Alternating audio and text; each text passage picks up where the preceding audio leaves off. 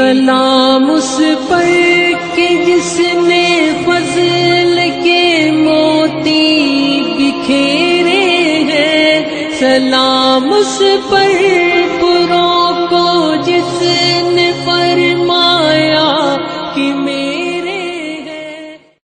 اللهم صل على محمد وعلى آل محمد كما صليت على إبراهيم وعلى آل إبراهيم إنك حميد مجيد۔ اللهم بارك على محمد وعلى آل محمد كما باركت على إبراهيم وعلى آل إبراهيم إنك حميد مجيد۔ اعوذ باللہ من الشیطان الرجیم، بسم اللہ الرحمن الرحیم۔ کلاس نمبر 9 اور مدنی دور کا دوسرا سال انشاءاللہ تعالی آج ہم پڑھیں گے۔ گزشتہ سوالات کے جوابات آپ کے سامنے ہیں۔ سوالات تھوڑے مشکل ضرور ہوتے جا رہے ہیں، لیکن الحمدللہ آپ کی معلومات میں بھی بہت اضافہ ہو رہا ہے۔ اس کے ساتھ ساتھ ہم نے حضرت ابوبکر صدیق رضی اللہ تعالی عنہ کے بارے میں بھی گزشتہ ہفتے بات کی تھی کہ حضرت ابوبکر رضی اللہ عنہ کا جو کردار ہمیں نظر آتا ہے واقعتاً وہ ہم سب کے لیے سیکھنے کا بہت بڑا موقع ہے۔ ایمان لانے کے بعد کوئی ہچکچاہٹ نظر نہیں آتی، کوئی سوال نظر نہیں آتا، بہت سارے کیا، کیوں، کیسے ہوگا، کیا نظر آتا ہے، کچھ نہیں پوچھتے، جو کہا جاتا ہے کھڑے ہو جاتے ہیں۔ ہر چیز اللہ کے لیے حاضر ہے، اپنا سب کچھ لگا دیا ہے، کچھ بچا کے نہیں رکھا ہے، اور صرف اپنا نہیں، اپنا پورا خاندان، یعنی غلام ہیں تو وہ بھی موجود ہیں، بیٹے ہیں تو وہ بھی حاضر ہیں، بیٹی ہیں تو وہ بھی دین کے لیے لگی ہوئی ہیں، پورا خاندان اپنے ساتھ شامل کیا ہے۔ پھر یہ کہ پوری حکمت عملی اور منصوبہ بندی کی ہوئی ہے اس پورے ساتھ دینے کے لیے۔ اور اب یہ بات طے کر لی ہے کہ بس اب میں ایمان لے آیا ہوں نا، اب میری ذات کے اوپر اگر کسی چیز کی ترجیح ہے تو وہ اللہ کے نبی صلی اللہ علیہ وسلم اور اللہ کا دین ہے، اور ان سب کے لیے اپنا سب کچھ لگا دیا ہے۔ یقیناً آپ نے بھی اس سیرت سے بہت کچھ سیکھا ہوگا۔ اب ہم آ جاتے ہیں آج کی کلاس کے اوپر۔ آپ جانتے ہیں کہ انشاءاللہ اگلے ہفتے ہم عید الاضحیٰ منا رہے ہیں، تو اس حوالے سے ہماری اگلے ہفتے کی کلاس تو نہیں ہوگی، اس وجہ سے ہماری آج کی کلاس کا دورانیہ زیادہ ہے۔ آج ہم کیا پڑھیں گے دیکھتے ہیں۔ گزشتہ ہفتے جو ہم نے چیزیں پڑھی تھیں، آپ صلی اللہ علیہ وسلم کے اقدامات ہجرت کے بعد، وہ پہلا سال تھا۔ آپ کے علم میں ہے کہ ہم نے مدنی دور کا آغاز کر دیا ہے۔ مدنی دور سے مراد یہ ہے کہ ہجری سال شروع ہو گئے ہیں۔ آج جو ہم ہجری سال کاؤنٹ کرتے ہیں وہ اس ہجرت سے کاؤنٹ کرتے ہیں جو نبی کریم صلی اللہ علیہ وسلم نے کی تھی۔ گویا آج ہم جو پڑھیں گے وہ ہجری دوسرا سال ہوگا۔ آج کی کلاس میں ہم پڑھیں گے کہ آپ صلی اللہ علیہ وسلم اور آپ کے ساتھیوں کے آ جانے کے بعد قریش کے دل میں جو غصہ اور اقدامات تھے، جنگ کی اجازت دے دی گئی، اور پھر نبی کریم صلی اللہ علیہ وسلم نے جو قدم بڑھائے، کون سے اہم احکامات تھے جو اس سال نازل ہوئے، حضرت فاطمہ اور حضرت علی رضی اللہ تعالی عنہم کا نکاح، اور دوسرے سرایا اور غزوات جو پیش آئے، اور سب سے بڑی چیز جو اس سال پیش آئی تاریخ میں ایک انوکھی مثال غزوہ بدر ہے جس کو ہم آج پڑھیں گے۔ شروع کرتے ہیں ہجرت کے بعد کے اقدامات سے۔ نبی کریم صلی اللہ علیہ وسلم کے آنے کے بعد قریش کے اندر تو بہت غصہ، بہت تلملاہٹ، بہت جھنجھلاہٹ تھی۔ ظاہر ہے ان کے جو منصوبے تھے کہ اس طرح وہ قابو کر لیں گے، کس طرح وہ نعوذ باللہ سر کو چل دیں گے، قتل کر دیں گے، سب دھرے کے دھرے رہ گئے نا۔ تو اندر تو ایک غصہ تھا، اور ایک بس موقع کی تلاش میں تھے کہ کب موقع ملے اور کب ہم جا کے اپنی اندر کا غصہ نکالیں، یا ہم کب جا کے ان کو خدا نہ خواستہ نعوذ باللہ جڑ سے مٹا دیں۔ پہلا اقدام یہ کیا کہ عبداللہ بن ابی جو انصار کا سردار تھا، اور عنقریب وہ سردار بن جاتا اگر ہجرت نہ ہوتی اور آپ صلی اللہ علیہ وسلم نہ آ جاتے، تو امکان یہی تھا کہ وہی سردار منتخب کیا جائے گا، اور اس کے اندر یہ اقتدار کی طلب کی وجہ سے ایک غم و غصہ پایا جاتا تھا۔ ٹھیک آدمی کو مارک کرتے ہوئے قریش نے ان کے نام خط لکھا، اور خط یہ لکھا کہ اب یا تو تم لڑو اور نکالو، یا تو تم اس کو نکال دو یا ہم پھر لڑنے آ جائیں گے، اور جب ہم لڑیں گے تو پھر اس کے جو چیزیں ہوں گی اور اس کے جو نتائج ہوں گے اس کے لیے تم تیار رہو. اور عبداللہ بن ابی نے اس پہ سوچنا شروع کر بھی دیا، لیکن پھر نبی کریم صلی اللہ علیہ وسلم کو اس کا علم ہوا اور آپ نے جا کے اس سے بات کی کہ کیا تم اپنے ہی لوگوں سے لڑو گے اب؟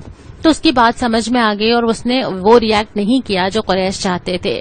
دوسری بات یہ ہوئی کہ درِ پردہ دھمکیاں ملنا شروع ہو گئیں. جو مکہ کوئی جاتا تھا تو وہاں سے پیغامات آتے تھے، اور جو یہاں کوئی کسی کام سے آتا تھا اس کے ذریعے کوئی نہ کوئی میسج آتا تھا اور یہ کہا جاتا تھا کہ ہم چھوڑیں گے نہیں، ہمیں موقع تو ملے، ذرا آنے تو دو، ہم داخل نہیں ہونے دیں گے. ظاہر ایک شدید ٹینشن کی کیفیت تھی.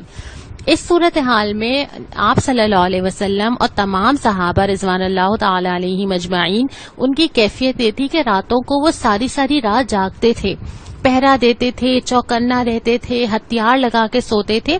ہر وقت یہ احساس تھا نا کہ پتہ نہیں کس وقت ہمارے اوپر حملہ ہو جائے، پتہ نہیں کون سی کارروائی اب ہونے والی ہے. اس خوف کا آپ تصور کر سکتے ہیں. لیکن اس کے ساتھ ساتھ آپ صلی اللہ علیہ وسلم نے 2-3 کاموں کا اہتمام شروع کیا. آپ نے جو تجارتی شاہراہ تھی جو یمن سے شام جاتی تھی اور سارے تجارتی قافلے وہیں سے گزرتے تھے، تو آپ صلی اللہ علیہ وسلم نے یہ کیا کہ وہاں پر دستے بھیجنے شروع کر دیے. اب وہ دستے جو ہے وہ جاتے تھے، یہ بھی ہم آگے بات کریں گے کہ کیا کرتے تھے، اور ارد گرد کے جتنے قبائل اس شاہراہ پہ تھے نا، آپ نے ان سے دوستی کا ہاتھ بڑھایا، جنگ نہ کرنے کا معاہدہ کیا، گویا اس شاہراہ کو بھی اپنے لیے سیف کیا اور یہاں پہ اپنا ہولڈ بھی بڑھایا. تو اب جو دستے جایا کرتے تھے وہ ایک تو نظر رکھتے تھے کہ آس پاس کیا سچویشن چل رہی ہے، کوئی خبر لا رہے ہیں، کچھ پتہ چل رہا ہے. دوسرا یہ کہ قبائل سے رابطہ بہت ضروری تھا اس وقت، کہ جو آس پاس آبادیاں ہیں ان سے کانٹیکٹ رہے. اور تیسرا یہ تھا کہ اپنی قوت کا احساس دلایا جائے کہ ہمیں کمزور نہ سمجھا جائے. ایسا نہیں ہے کہ اب ہم اس حالت میں ہیں کہ ہم کسی کے لیے آسان ثابت ہوں گے. تو یہ ایک انڈائریکٹ میسج دینا بھی مطلوب تھا. اسی دوران یہ ہوا کہ قرآن میں وہ آیات نازل ہوئی جس میں اللہ تعالیٰ نے وار ڈکلیئر کر دی. اس سے پہلے تو یہ تھا نا کہ مسلمان خیر کی امید کے ساتھ دعوت دے رہے تھے، دعائیں کر رہے تھے، میسج پہنچا رہے تھے، چاہ رہے تھے کہ وہ ایمان لے آئیں، ظلم و ستم کو برداشت کر رہے تھے. اب چونکہ اب مسلمانوں کی حیثیت تبدیل ہو گئی ہے، وہ مدینہ میں آ گئے، ان کے پاس ایک سیف پلیس ہے. اب اللہ تعالیٰ نے یہ بتا دیا کہ اب آپ کی اور ان کی لڑائی اور جنگ ہے، اور اب مقابلہ ہے کفر اور اسلام کا، اور آمنے سامنے ہے. لہٰذا آپ صلی اللہ علیہ وسلم کی ساری اسٹریٹجی ہمیں اسی حوالے سے نظر آتی ہے کہ اب معاملہ صرف یہ نہیں رہا کہ سمجھ نہیں آ رہی یا نادان ہے. اب مقابلہ دین اور ایمان کے ساتھ ہے، اور لوگ اسلام کو اور نبی کو مٹانا چاہتے ہیں، نعوذ باللہ. تو آپ بھی اسی طرح تیاری کیجئے، اسی طرح لڑیے، اسی طرح مقابلے پہ تیار ہو جائیے. تو آپ صلی اللہ علیہ وسلم نے اسی طرح اقدامات کیے. اس سال میں جو اور اہم اقدامات آئے اس میں ایک بہت امپورٹنٹ چیز یہ تھی کہ اس سے پہلے تو مسجد اقصیٰ کی طرف رخ کر کے نماز پڑھی جا رہی تھی، اور آپ صلی اللہ علیہ وسلم کی خواہش تھی، اور آپ اللہ تعالیٰ نے اس کا ذکر کیا قرآن میں کہ ہم دیکھ رہے ہیں کہ آپ کے اندر یہ بے چینی ہے اور آپ چاہتے ہیں کہ قبلہ تبدیل ہو، کیونکہ وہ یہودیوں کا بھی قبلہ تھا نا. اور ایک خانہ کعبہ سے محبت بھی تھی، اور ایک دین حنیف جو حضرت ابراہیم علیہ السلام کا تھا اس کا سمبل تو خانہ کعبہ تھا. تو اللہ تعالیٰ نے بھی سورہ بقرہ کی آیات میں تحویل قبلہ کا حکم دے دیا کہ اچھا اب جو ہے آئندہ سے خانہ کعبہ کی طرف منہ کر کے نماز پڑھی جائے. ایک ڈائریکشن جو ہے مسلمانوں کی طے کر دی گئی. روزوں کی فرضیت کا حکم اسی سال آیا. عید کی نماز اجتماعی عیدگاہ میں جا کے پڑھنا، صدقہ فطر دینا، قربانی کرنا، یہ سارے احکامات آپ نوٹ کریں گے کہ مکہ میں چیزیں نہیں آئی تھیں کیونکہ اسٹیٹ نہیں تھا. اسلام پورا کا پورا نافذ ہونے والی سٹیج اب آ گئی ہے.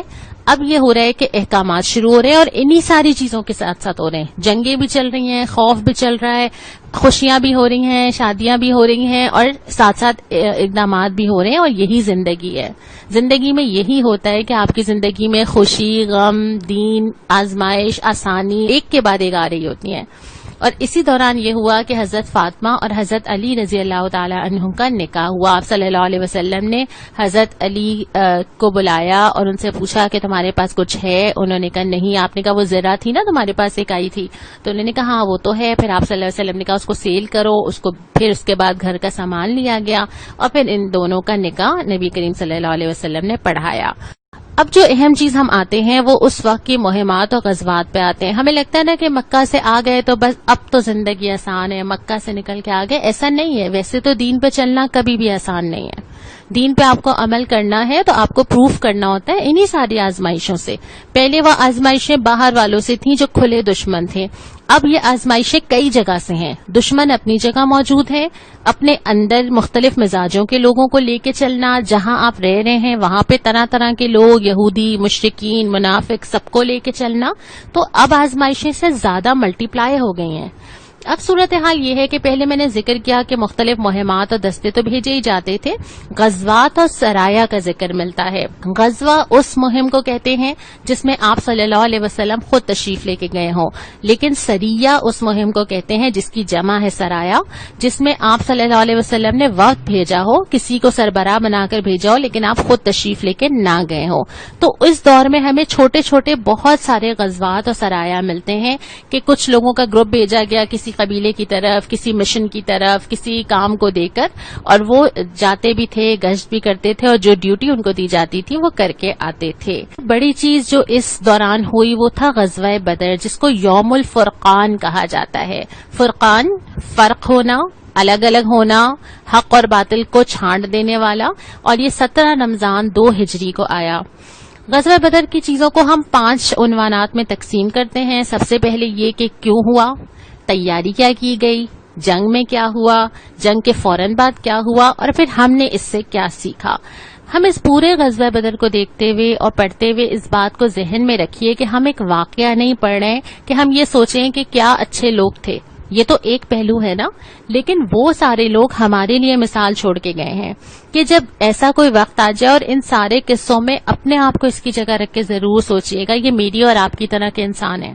ان کے بھی گھر ہیں, فیملیز ہیں, شوق ہیں, سکون ہے زندگی میں, چاہتے ہیں کہ بہت مزہ آئے, آسانی ہو, کسی سے سامنا نہ کرنا پڑے, اپنی لائف آسانی سے گزاریں, تجارتیں ہیں, بزنس ہیں, سب کچھ ہے ان کے ساتھ بھی.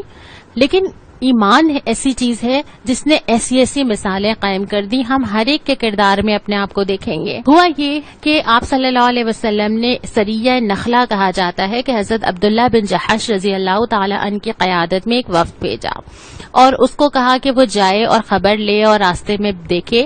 اب وہ وفد نکلا تو قریش کا ایک قافلہ جا رہا تھا. اس وفد نے اس قریش کے قافلے کو لوٹا اور عمرو بن حضرمی کا قتل ہوا. یاد رہے کہ یہ اسٹیٹ آف وار ہے, یہ عام عمومی حالات نہیں ہیں. اس میں یہ رہا کہ جب وہ قتل ہوا اور وہ لوگ واپس آئے تو آپ صلی اللہ علیہ وسلم نے اس کی مذمت بھی کی. آپ نے کہا کہ تمہیں میں نے یہ تو نہیں کہا تھا, لیکن ظاہر ہے جس وقت جو سچویشن ہوتی ہے انسان اسی حساب سے ریئیکٹ کرتا ہے. انہوں نے یہ سوچا کہ نہیں اس وقت ہمیں یہ کرنا چاہیے. پھر آپ صلی اللہ علیہ وسلم نے اس کا فدیہ بھی دلوایا. پھر یہ ہوا کہ ابو سفیان کی قیادت میں اس کے بعد یعنی کچھ وقت گزرنے کے بعد ایک وفد قریش کا بہت بڑا تجارتی قافلہ تھا جس میں ان کی پوری ارننگز اور ان کی بہت ساری انویسٹمنٹ تھی. اب وہ جب تجارتی قافلہ وہاں سے گزر رہا تھا نا, ابو سفیان اس کی قیادت کر رہے تھے. ابو سفیان کو یہ لگا کہ مجھے بھی لوٹا جائے گا, اور انہوں نے سوچا کہ اب میرے اوپر تو خطرہ ہے, میں کیا کروں. تو پہلے تو یہ کیا کہ ایک آدمی کو بھیجا کہ تم مکہ جاؤ اور وہاں جا کے اعلان کر دو کہ ہم پہ حملہ ہونے والا ہے. ایک سائڈ تو یہ تھی, وہ آدمی چلا گیا مکہ اور اس نے جا کے خوب شور مچایا کہ خبردار ہو جاؤ, حملہ ہونے والا ہے, دیکھو کیا ہو رہا ہے, تمہارے تو ساری کمائی لٹنے والی ہے. اور وہاں پہ ایک پینک اور ایک غصہ تو پہلے ہی موجود تھا, تو وہاں پہ تو ایک پوری مہم شروع ہو گئی کہ اچھا اب ہم نکلتے ہیں اور اب ہم بتاتے ہیں. دوسری طرف یہ ہوا کہ ابو سفیان نے اس نے جب یہ سوچا تو اس نے آس پاس معلوم کیا اور راستہ بدل لیا. قریش اپنی طور پہ تیار ہو رہے تھے, ہر گھر سے چیزیں لائی جا رہی تھیں, ہر گھر کا نوجوان نکل گیا تھا, اور وہ وہاں سے نکل رہے تھے کہ ان کو یہ پتا چلا کہ ابو سفیان نے تو راستہ بدل لیا. اب قریش کا لشکر تو روانہ ہو چکا تھا. اب آپس میں اختلاف ہوا اور حضرت حکیم بن ارزام اس وقت تک مسلمان نہیں ہوئے تھے. انہوں نے عتبہ سے کہا کہ ہمیں پھر واپس چلے جائیں, جب تو ریزن ہی نہیں بچا نا, اب کیا کریں, چلتے واپس. تو اس نے کہا ہاں بات تو ٹھیک ہے. پھر ابو جہل کے پاس گیا, لیکن ابو جہل کا جو ایک رویہ اور کردار ہم پڑھتے چلے جا رہے ہیں, اس کو جتنا غصہ تھا اس نے کہا نہیں. اس نے عتبہ سے کہا کہ تمہارا اصل میں بیٹا ہے نا مسلمانوں کی طرف, اس وجہ سے تمہیں جو ہے یہ کمزوری پیدا ہو رہی ہے. ظاہر ہے ان کی حمیت نے جوش مارا, انہوں نے کہا نہیں ایسی کوئی بات نہیں ہے, چلو پھر نکلو. اور پھر وہ سارے کا سارا جو لشکر ہے وہ مقابلے کے لیے نکل پڑا. دوسری طرف مدینہ میں یہ ہوا کہ یہ پتہ چل رہا تھا کہ ایک قافلہ آ رہا ہے, تجارتی قافلہ آ رہا ہے, غصے میں ہے انٹینشنز تو ظاہر ہے کنفرم نہیں ہوتی نا، لیکن آپ کو یہ لگ رہا تھا کہ ان سے جو ہے وہ ہمارا سامنا ہوگا. آپ صلی اللہ علیہ وسلم نے مدینہ میں یہ اعلان کیا کہ شاید ہمارا سامنا پڑے اور ہمیں ایک لشکر لے کے نکلنا پڑے، تو کون کون چلے گا. یہ عام منادی اس وقت ایسی نہیں تھی، اس وقت قریش کے لشکر کا اندازہ نہیں تھا کہ یہ سارے کے سارے آ جائیں گے. لیکن آپ نے اعلان کیا تو مسلمانوں میں سے بہت یہ نہیں ہوا کہ ہر ہی آدمی نکل آیا، کیونکہ اتنی بڑی جنگ کا اندازہ نہیں تھا اس وقت. تو کچھ لوگ نکلے اور جو آسانی سے نکل سکتے تھے سارے لوگ نکلے، اور راستے میں ابھی تھوڑا آگے بڑھے تھے تو آپ صلی اللہ علیہ وسلم کو اللہ تعالی نے یہ اطلاع دے دی کہ مکہ سے بھی ایک بہت بڑا لشکر نکل چکا ہے آپ سے مقابلے کے لیے. یہاں آ کے سچویشن بدل گئی. اب آپ صلی اللہ علیہ وسلم کو یہ پتا چلا کہ اچھا ایک راستہ وہ ہے جس پہ تو تجارتی قافلہ ہے، ایک راستہ وہ ہے جس میں مکہ سے اتنا بڑا لشکر ہمارے مقابلے پہ آ رہا ہے، تو کیا کیا جائے. آپ صلی اللہ علیہ وسلم نے اس وقت ایک میٹنگ کی اور آپ نے ان تمام لوگوں کو جو آپ کے ساتھ تھے ان کے ساتھ بیٹھ کے مشورہ کیا کہ ہمیں کیا کرنا چاہیے. پوری سچویشن بتائی. اب آپ اس کو تصور کیجئے کہ جو لوگ نکلے ہیں 313، جو لوگ نکلے ہیں وہ پوری اسٹرینتھ بھی نہیں ہے، اپنے شہر سے باہر بھی نکل آئے ہیں. اب جب آپ ان سے پوچھا جا رہا ہے کہ کیا کیا جائے، پہلے تو حضرت ابوبکر اور حضرت عمر نے رائے دی، لیکن پھر آپ صلی اللہ علیہ وسلم نے دوبارہ پوچھا کہ اچھا بتاؤ. پھر کھڑے ہوئے حضرت مقداد بن عمرو رضی اللہ تعالی عنہ، اور ان کے الفاظ سے میں اپنے آپ کو جج کرتی ہوں کہ کیا یہ الفاظ میں اور آپ کہیں گے. ہم سے کہا جائے دین کے لیے آؤ، میرا گھر، میری ٹائمنگز، میری آسانیاں، میرا اسکیڈول، میرے پاس تو بہت سارے ریزنز ہیں نا. حضرت مقداد کھڑے ہو کے کہتے ہیں اے اللہ کے رسول صلی اللہ علیہ وسلم، اللہ نے آپ کو جو راستہ دکھایا ہے آپ چلیں اس کے اوپر، ہم آپ کے ساتھ ہیں. ہم آپ سے نہیں کہیں گے کہ جو بنی اسرائیل نے حضرت موسیٰ سے کہا تھا کہ تم اور تمہارا رب جاؤ اور لڑو، ہم یہاں بیٹھے. ہم تو یہ کہیں گے کہ آپ اور آپ کے پروردگار چلیں، لڑیں، ہم بھی آپ کے ساتھ لڑیں گے. اس کے بہت سارے الفاظ ہمیں اسی طرح کے ملتے ہیں کہ وہ کہتے ہیں کہ بس آپ جہاں چلیں گے ہم آپ کے ساتھ چلیں گے. یہ مہاجر تھے. آپ صلی اللہ علیہ وسلم نے دعا دی، لیکن آپ نے پھر یہی فرمایا کہ اچھا اور مشورہ دو. یہ سن کے انصار سمجھ گئے کہ اچھا اب ہمیں مخاطب کیا جا رہا ہے. تو حضرت سعد بن معاذ رضی اللہ تعالی عنہ کھڑے ہوئے. یہ انصار میں سے تھے کہ انصار نے تو اتنی بڑی قربانی پہلے ہی دے دی تھی نا کہ اپنا شہر کھول دیا تھا، اور ان سے یہ ایکسپیکٹ کرنا ظاہر ہے کہ ان کے ذہن میں کیا چل رہا ہے کہ اب وہ کیا ہمارے ساتھ باہر بھی چل کے لڑیں گے، کیونکہ جھگڑا تو ہمارا تھا. لیکن ایمان ایسی چیز تھی نا جس نے یہ باؤنڈریز ختم کر دی تھی. حضرت سعد جب کھڑے ہوئے انہوں نے کہا کہ اے اللہ کے رسول صلی اللہ علیہ وسلم، مجھے لگ رہا ہے کہ آپ ہم سے کہہ رہے ہیں. آپ نے فرمایا کہ ہاں.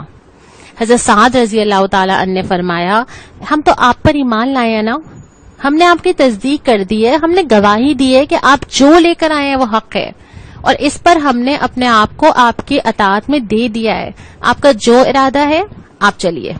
اس ذات کی قسم جس نے آپ کو حق کے ساتھ مبعوث کیا ہے، آپ ہمیں لے کے سمندر میں بھی کودنا چاہیں گے نا، ہم آپ کے ساتھ کود پڑیں گے. ہمارا ایک آدمی بھی پیچھے نہیں رہے گا. ہمیں کوئی ہچکچاہٹ نہیں ہے کہ آپ ہمارے دشمن سے ٹکرا جائیں، اور ہم جنگ میں لڑنے کے لیے تیار ہیں. اور ہم ہو سکتا ہے اللہ تعالیٰ آپ کو ہماری طرف سے ایسی چیز دکھائے جس سے آپ کی آنکھیں ٹھنڈی ہو جائیں. آپ ہمیں ساتھ تو لے کے چلیں، اللہ تعالیٰ آپ کو برکت دے. اور اتنا پیارا جواب. اور ایک اور جگہ اس سے پیارے الفاظ بھی ہیں حضرت سعد کے، اور اس میں یہ ہے کہ انہوں نے کہا کہ اے اللہ کے رسول صلی اللہ علیہ وسلم، جہاں چاہیں چلیں، جس سے چاہے تعلق استوار کریں، جس سے چاہے کاٹ لیں، ہمارے مال سے جو چاہے لے لیں، جو چاہے دے دیں.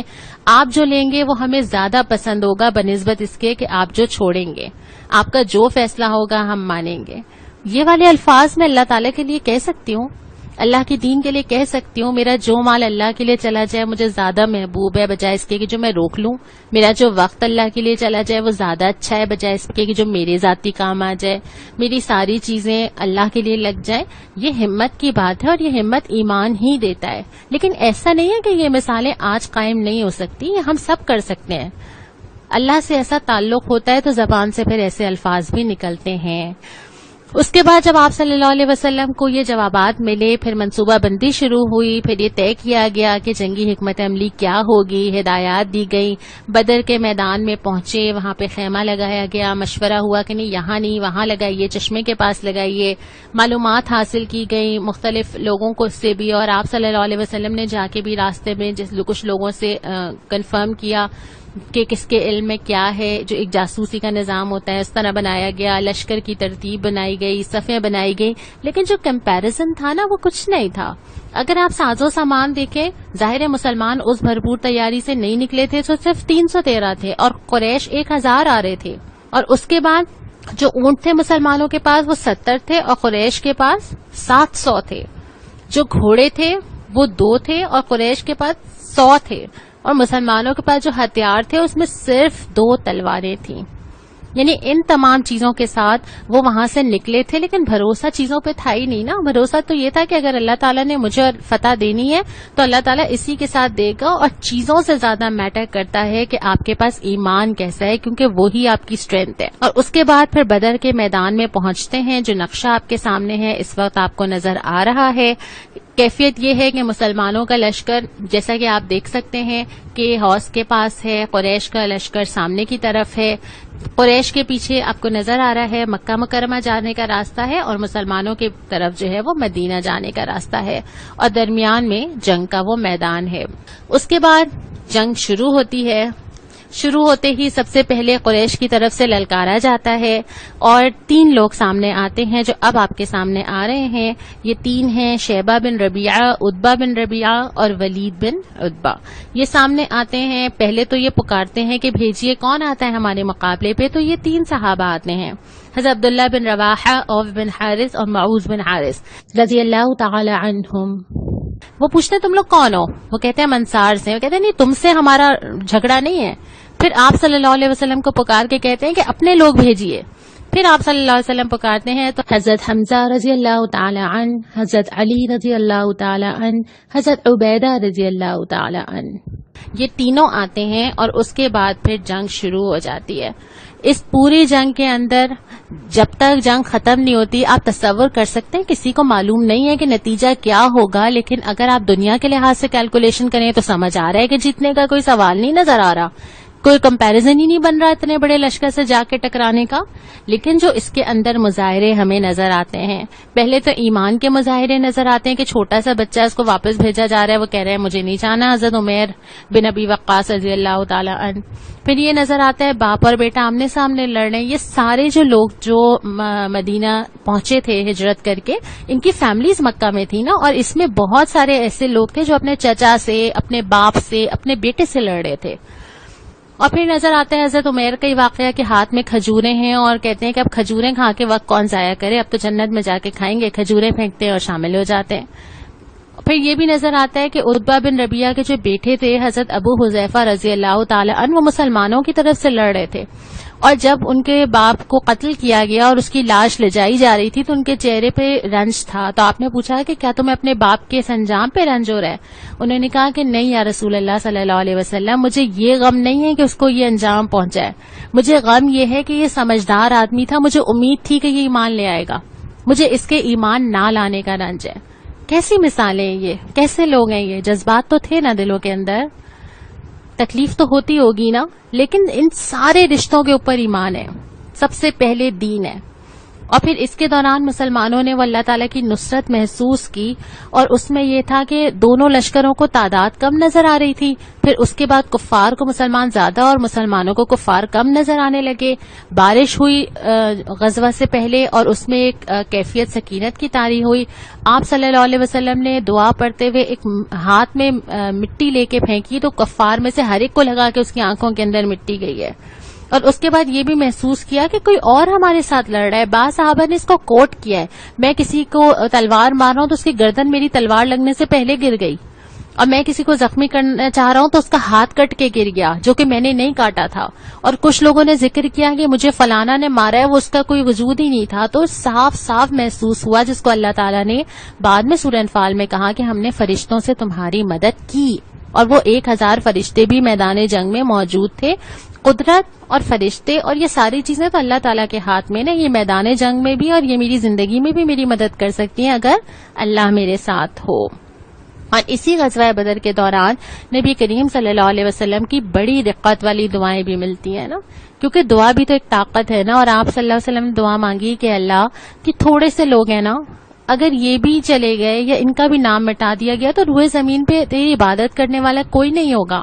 اور یہ بھی کہ اللہ جو وعدہ آپ نے کیا تھا اب ہماری مدد کیجئے, وہ وعدہ پورا کیجئے.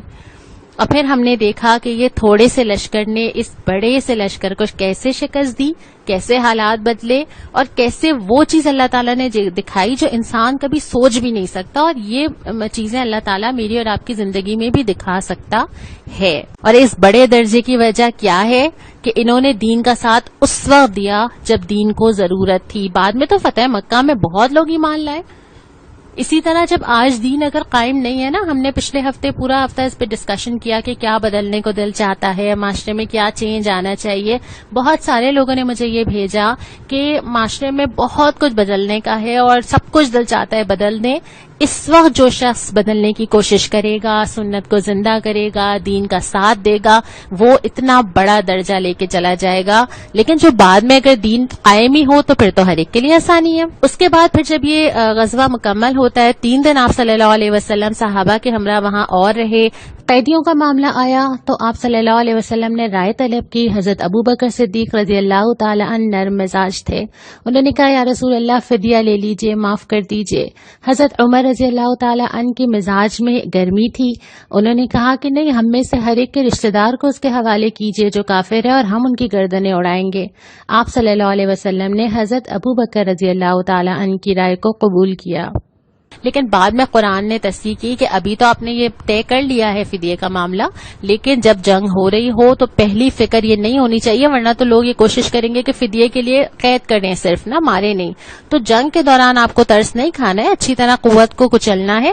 پھر اگر بعد میں آپ کوئی اور چیز سوچتے ہیں تو الگ بات ہے. مال غنیمت آیا, پہلا معاملہ تھا, پہلی جنگ تھی, کیا کیا جائے, کس کو ملنا چاہیے. سورہ انفال کی پہلی آیت میں بھی اس کا بتا دیا گیا کہ آپ صلی اللہ علیہ وسلم یہ سارا مال جمع کیا اور پھر اس کو تقسیم کیا. اور پھر قرآن نے پورا تبصرہ, میں آپ کو ضرور ریکمینڈ کروں گی کہ آپ سورہ انفال ضرور پڑھیں.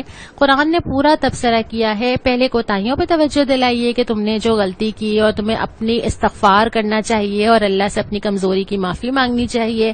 پھر اللہ کی مدد کا ذکر کیا کہ تمہارا بل بوتا نہیں تھا, یہ اللہ کی مدد تھی جو تمہارے ساتھ تھی. پھر مال غنیمت کا بتایا گیا, جنگ کے احکامات آئے, اور ساتھ ہی اللہ تعالیٰ نے اس پوری چیز سے نصیحت کی ہے. ضرور سورہ انفال کو آپ پڑھیے گا. اب اس پورے غزوہ بدر کے بعد جو نتائج ہمیں نظر آئے کہ مسلمانوں کی ایک قوت نظر آ گئی.